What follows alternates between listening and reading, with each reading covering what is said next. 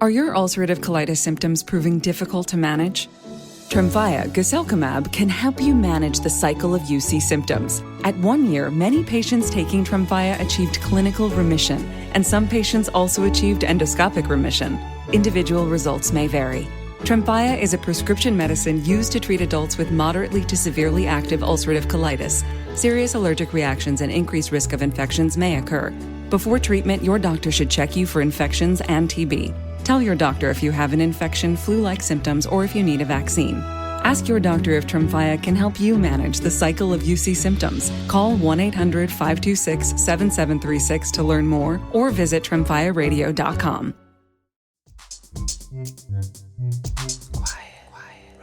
Hello, Quiet Rioters. It's me, Naomi, back with another mini episode. Hot on the heels of deep dives into Welsh and Irish politics, I wanted to talk to an expert on Canadian politics. Justin Trudeau's resignation as PM and leader of the Liberal Party has ushered in a familiar name to Canadian politics in the form of ex-Bank of England Governor Mark Carney. A federal election has to take place at some point before the 20th of October, and in the meantime, Donald Trump shows little sign of dialing down his threats to make Canada the 51st state, and continues to play in out, shake it all about with tariffs. Back in the UK, King Charles III, who is of course also King of Canada, has offered Trump an unprecedented second state visit in a move that could prove to either be a remarkable act of diplomacy or a slap in the face for a Commonwealth country. In this episode, I'm going to be joined by a British-dwelling journalist and Canadian by birth, Graham Lanktree. Graham works at Politico, covering UK trade, and so is perfectly placed to talk us through both the economics and the politics of all things currently happening in and to Canada. He was previously Property Week's data journalist. He covered US politics as staff writer for Newsweek, and his reporting has appeared in Vice UK, the Toronto Star, the Globe and Mail, and the Bureau of Investigative Journalism. So buckle up, tune in, and I hope you enjoy the show. Welcome, Graham. Thanks for having me, Naomi. This is strange, right? Me interviewing you. It's usually the other way around. Oh, yeah. Yeah. Best for Britain works on a lot of trade issues here in the UK, and we often go to you to get responses to different things that the government's doing. Exactly. And what a time to be a trade journalist, Graham. I'm very lucky that you squeezed us in because you must be extraordinarily busy at the moment with everything happening in world trade. This week has been particularly busy because Donald Trump imposed 25% tariffs on steel and aluminum globally. And I cover the UK and the UK's response to that. Well, I'm glad that you're being kept busy by Donald Trump, but at least he's good for something, eh? Keeping you in work. Yeah, businesses are kind of key readers are at Politico Pro, and I serve them by giving them the latest updates to what's happening in trade and how it affects their businesses. And we will absolutely pop a link in our show notes to how people can sign up to Politico Pro Trade should they be as geekily fascinated by it all as you and I. Graham, let's get on to talking about Canada. You are a Canadian, you are a trade expert. This is why we've got you on, because I think there's probably no one better placed to help me and our listeners understand everything that is happening within Canada and in terms of Canada's place in the world. As we're recording, Mark Carney is being sworn in as Canada's 24th Prime Minister. So he's succeeding Justin Trudeau's long tenure at the top. So, Graham, start us off. Given Carney's extensive background as a central banker, but his relative lack of elected political experience, how do you think he is expected to navigate the transition? And what are the immediate challenges you see him facing? Carney is not even an MP in Canada at the moment. He's never been in frontline politics. I think he's the second leader of a party in Canada who is taking up the reins of leadership of that party without any experience in frontline politics. He's doing it at an incredibly challenging time when Canada is facing a trade war with its largest trading partner, the United States. It's something that is going to be incredibly difficult for him to navigate. Although in his leadership speech and in his campaign for the Liberal Party leadership, we've seen a very polished politician. He has immense experience working at the Bank of England throughout the Brexit years, working at the Bank of Canada during the financial crisis that started in 2008. And I would note that that was under conservative leadership in Canada of Stephen Harper. And he has experience speaking in public, navigating very tricky issues. We saw in his leadership acceptance speech that he was very polished, seems to have a good speechwriter. Unless he wrote it himself, I'm not quite sure. He comes with a lot of experience and a lot of technocratic know-how about financial markets, having previously worked at Goldman Sachs, having worked as an advisor and further financial institutions after his tenure at the Bank of England. And he stands a good chance of potentially becoming the next prime minister. For listeners that aren't aware, actually here in the UK, legally you don't have to be an MP to be prime minister either. And in fact, we've had them from the Lords historically, but you don't even need to be a parliamentarian. It's just convention that dictates that. How do Canadians feel about a prime minister who hasn't been elected as an MP? I would expect that Mark Carney is going to become a member of parliament. At least he'll run to become a member of parliament. Whether he will get elected is a whole other thing. I don't think that Canadians would take kindly to a leader or a prime minister who wasn't a member of parliament. I can't speak to whether or not that's a legal requirement in Canada, but I think it would be politically disadvantageous to him if he wasn't a member of parliament. Now, early reports are that Carney plans to reduce the size of the cabinet quite significantly from 37 ministers under Trudeau to between 15 and 20. So a pretty big cut. What would a leaner cabinet signal, do you think, about his governance style and priorities for Canada? This is a way of him getting into election mode. I mean, he's streamlining the government. He's removing some folks and centralizing decision making. It shows a break with the Trudeau years, but he's also keeping a lot of key people in place who will steady the ship and keep things on the road while the election's taking place.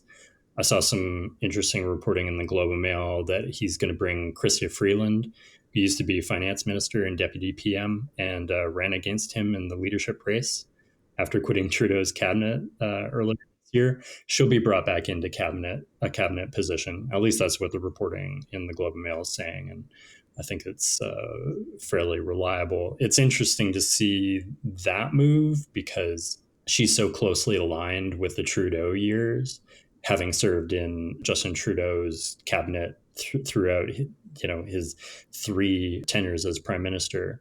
And so that's an interesting signal. And that's also that closeness to the Trudeau administration is why she didn't win the Liberal leadership race.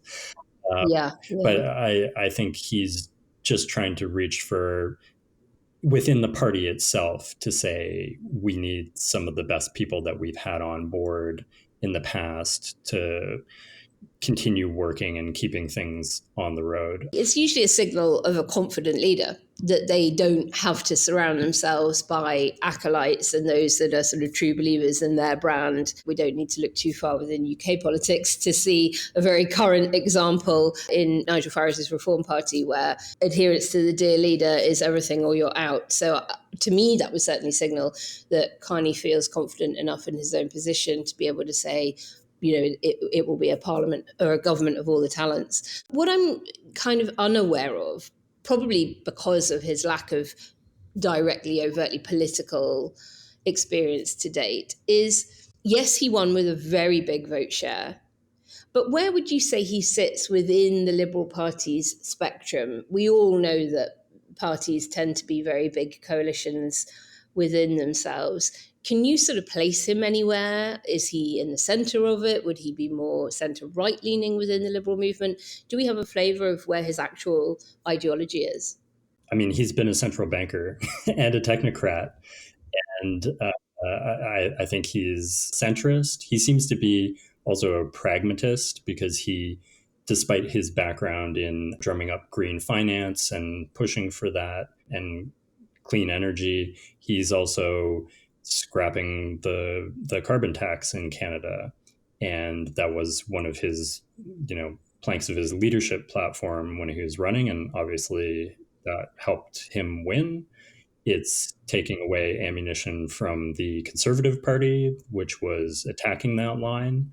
And Carney may also have to, if this trade war with Donald Trump continues, take other steps that would see him lean into Canada's energy resources, mineral resources, even further, which would be, I think, a little bit against his natural inclinations.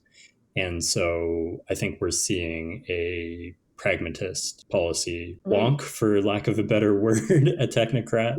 Yeah, who people may put stock in because he's willing to take steps that potentially go against his principles, but that might also be distasteful to some people as well. We'll get on to the President Trump tariff issue in a moment, but just sort of kind of sticking with domestic Canadian politics, there is a federal election on the horizon.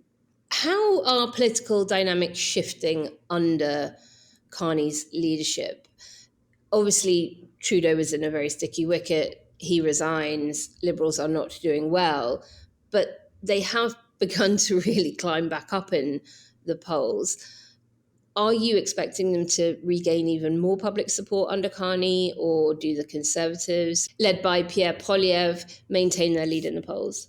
I think it's difficult to put a lot of stock into the current political polling. I mean, we saw during the US election that can be very unreliable, especially when the politics are changing so quickly. And there have been kind of wildly different polls that have come out in Canada. Do you know why? Like why there is such a, almost schizophrenic view of different polls? I mean, they really have been bouncing all over the place. I'm not a political pollster, but I would have to just point back to the fact that things are changing very quickly and it's uncertain about, I mean, it kind of depends on what questions pollsters are asking and, whether it's about which prime minister, who you would support for prime minister or which party you would support or, there's many different kind of factors that come into it. But some of the polling has shown that the Conservatives are still 10% ahead of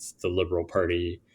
Other polling has shown that it's neck and neck. Our former Prime Minister, Jean Chrétien, gave an interview on TV several months ago after Trudeau announced he was stepping down and said anything, can happen in politics. And he should know because he was talking about back in the 90s when he was running against, I believe it was Kim Campbell. And there was a very quick reversal of fortunes.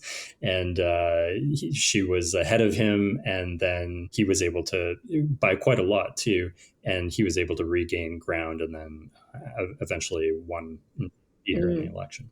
Polling can be incredibly poor at predicting outcomes, particularly in a very volatile era, which we certainly find ourselves in, given Trump's ever-changing mood on tariffs and other things. But the bookmakers can sometimes be an alternative to that. Do you know what the bookmakers are saying about the expected date of the election, when it might happen? What are people betting on, even personally, without actually having to lay any cash? When do they think it'll be? Well, it does exist in Canada. Political betting is not a huge thing that a lot of people really track all that closely. And but if you were to, rely on some reporting that's out there, the Globe and Mail reported that Carney is likely to call a snap election the week before Parliament is scheduled to be recalled on March 24th. So it has to happen before October or some date in October constitutionally, but you're expecting that it could happen 6 months prior. Oh, it'll happen very, very quickly. There is so Canada's leading the G7 this year, and there is the G7 leaders summit in June. They are not going to have a person in place who is an interim anything in Canada. They're going to get the next leader. This episode is brought to you by Prime Video. In the small town of Holland, Michigan, nothing is ever what it seems. Behind the tulip festivals and pretty houses lay dark secrets that threaten to tear a marriage apart. Nicole Kidman stars in this darkly twisted thriller about a wife and mother whose quest to uncover her husband's secrets may get her more than she bargained for. Holland, streaming on Prime Video March 27th.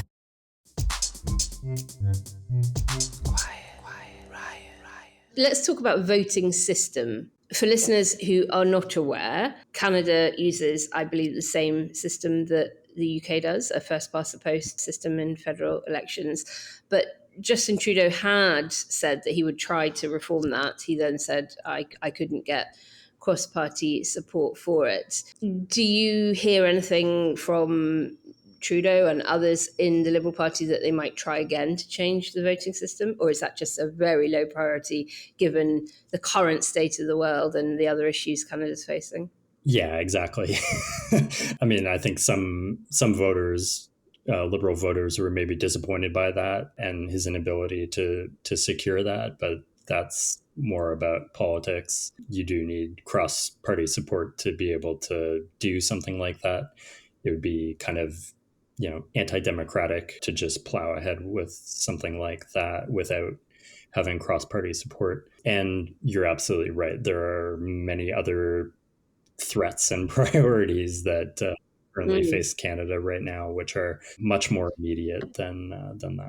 Well, just in case there are any members of the Labour government listening who are secretly in favour of proportional representation, I would say the lesson to learn from Justin Trudeau is not to hold your hands up and say, couldn't get cross-party support from within Parliament. It's, I'm going to be so democratic that I'm going to go to the people and do it through citizens' assemblies and have a great kind of constitutional convention and work around your blockers within Parliament who might not want reform. But that's not what we're talking about today. Graham, we've talked a lot about him without going into detail of it.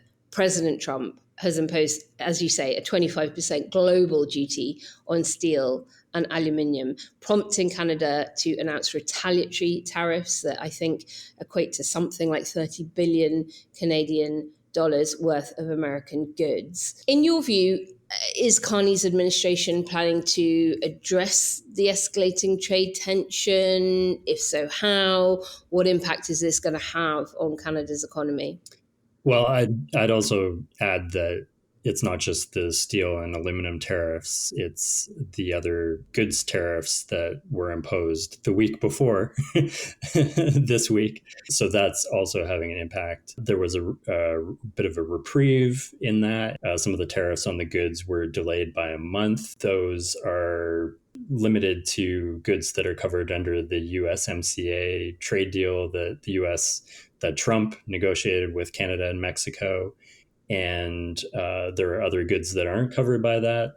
I think businesses have found it very confusing about what is and what is not covered under those rules, which are in place for a month. Part of the reason why those were rolled back was for the automotive industry, so that they could get a grip on their supply chains. But it's a bit ridiculous. Yeah. Because, the automotive sector cannot change the supply chains that have been in place for the automotive sector for decades.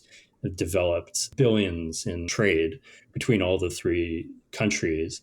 And there's just no way to change that within a month. It's just absolutely patently ridiculous. It's just a stay of execution. But the one thing business always hates more than anything is uncertainty. And that is what they've got right now. Is this likely to have a chilling effect on investment decisions, on inward direct investment?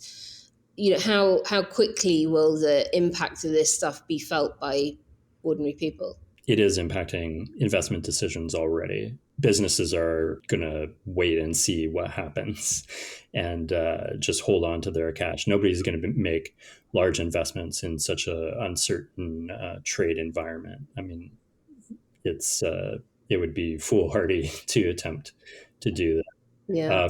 On the consumer side, I mean, those tariff increases, so they're paid by people who are importing goods into the United States.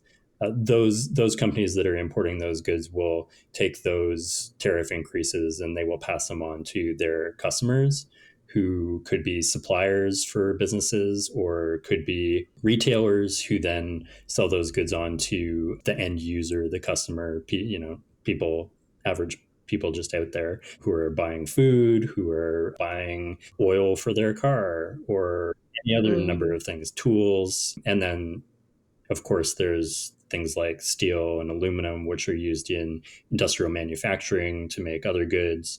And the costs of those goods will go up. So inflation will remain sticky and could even go up. Who knows? Is this then also why you would want to go for an earlier rather than later election? Exactly. You want to have a team in place who can manage those events that are going on and have a mandate to negotiate on behalf of the Canadian people. I mean, if Carney was to remain in place and elected by his party, but not by the Canadian voters, it would open the party and him to all kinds of attacks from the Conservatives that it's anti-democratic what he's doing by taking these massive decisions about the future of the Canadian economy without a mandate from the voters. And they'd be absolutely right to level that criticism at them. Given Carney's extensive experience in global finance that you've outlined for us at the top of the show, beyond the current trade tensions, what economic policies do you think he might implement to address Canada's other challenges, economic growth, fiscal stability, that kind of thing? In his leadership speech, Carney talked about increasing trade with reliable trade partners, obviously a dig at the United States. And he is supposed to be, or at least has been reported that he's going to be traveling to London and Paris to speak with Keir Starmer and David Lammy, and I would imagine to meet with Emmanuel Macron and to talk to them, allies in the UK who are coordinating on Ukraine, but also who have different responses to the trade war that Trump has mounted. I mean, the EU has pushed back with its own retaliatory tariffs, as you said earlier. The UK has said that it will reserve retaliatory measures potentially for the future.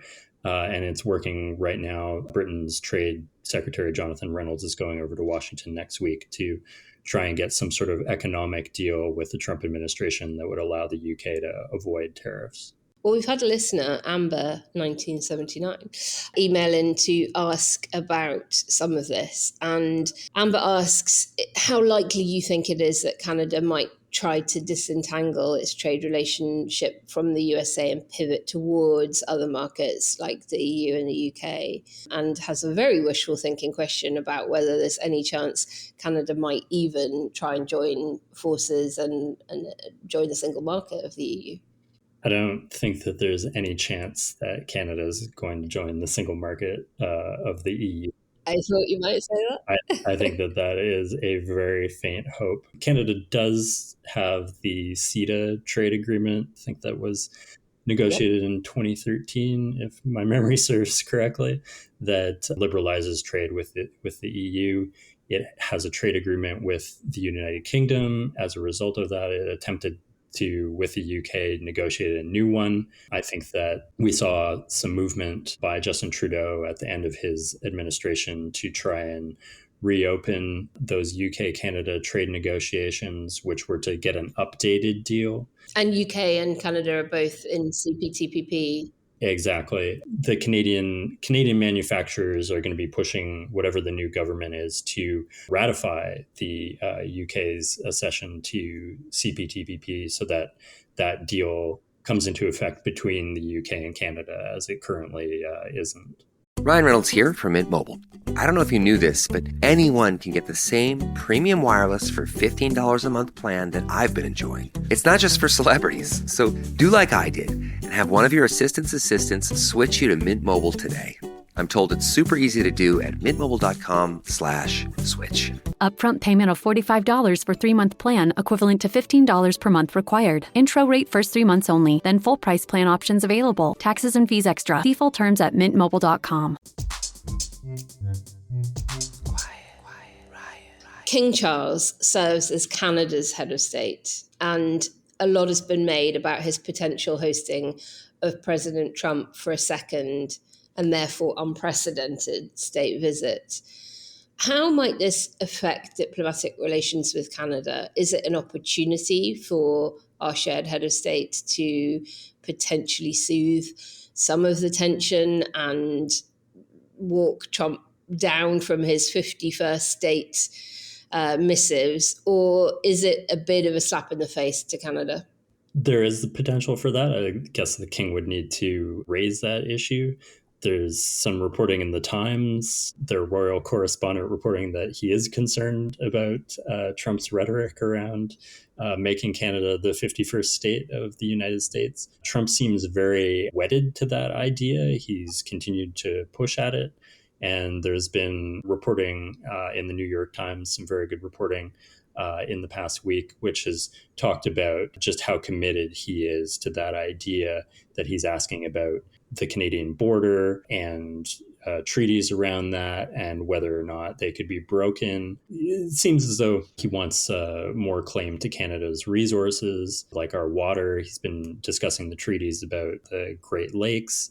And I mean, there is potential for Charles to raise this issue. I don't think the Canadians, I don't mean to speak for all Canadians, but I don't think that Canadians would be too concerned about whether or not he raises that issue with Trump and whether or not the state visit. I'm really fascinated by Canada's relationship with the royal family.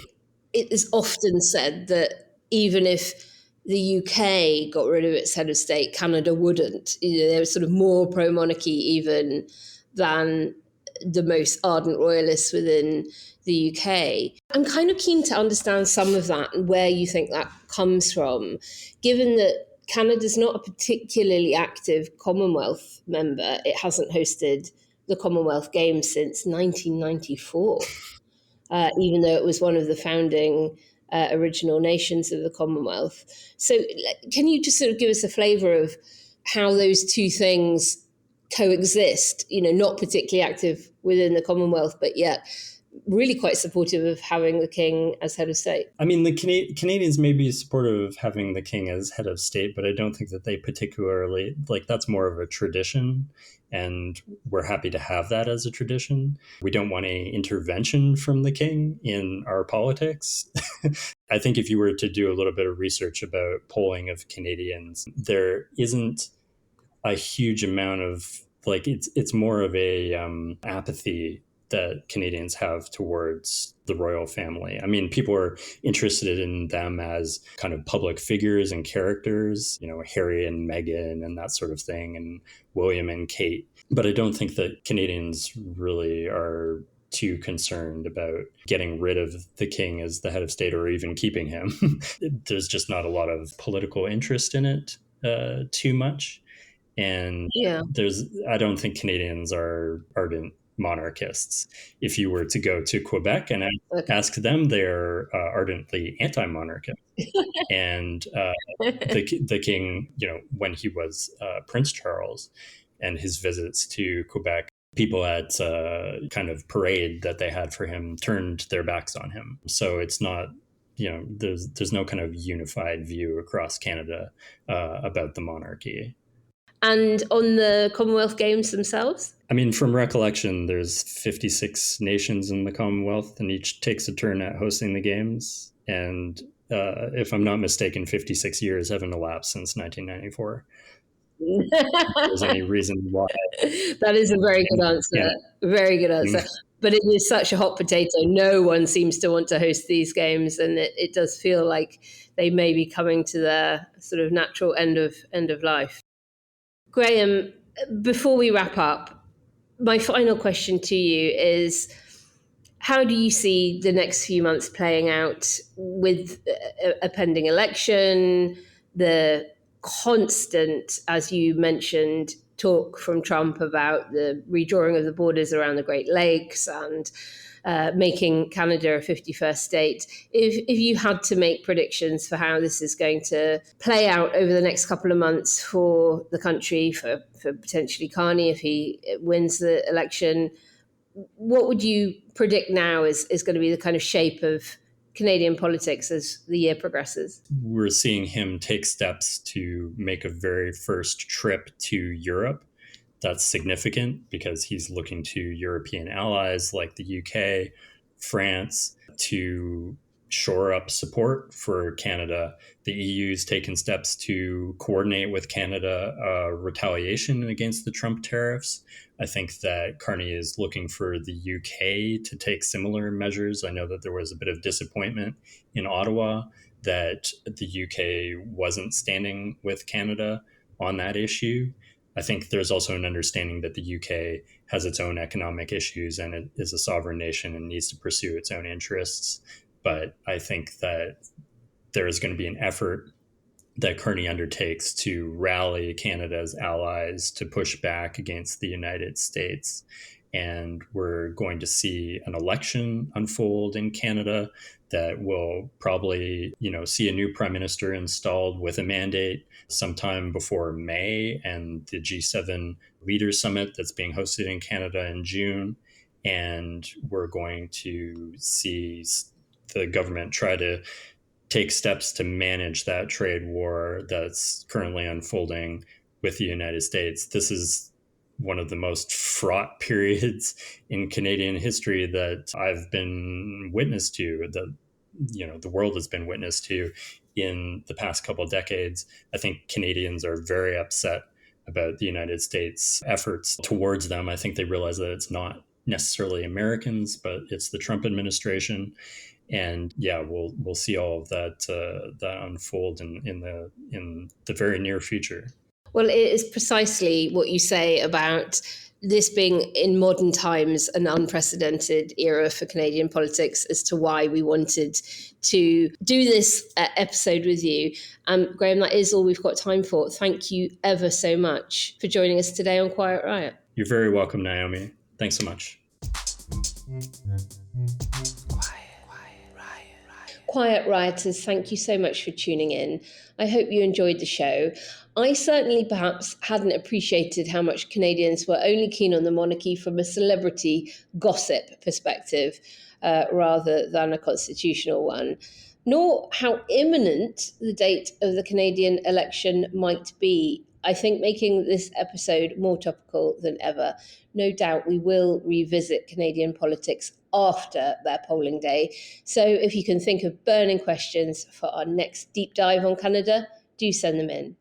If you've been enjoying our content, please don't forget to like and subscribe, leave a review, follow us on Blue Sky, and if you can, support us at ko-fi.com/Quiet Riot Pod.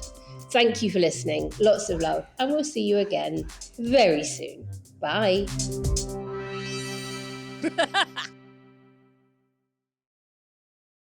Welcome to Monte Rio Redwoods.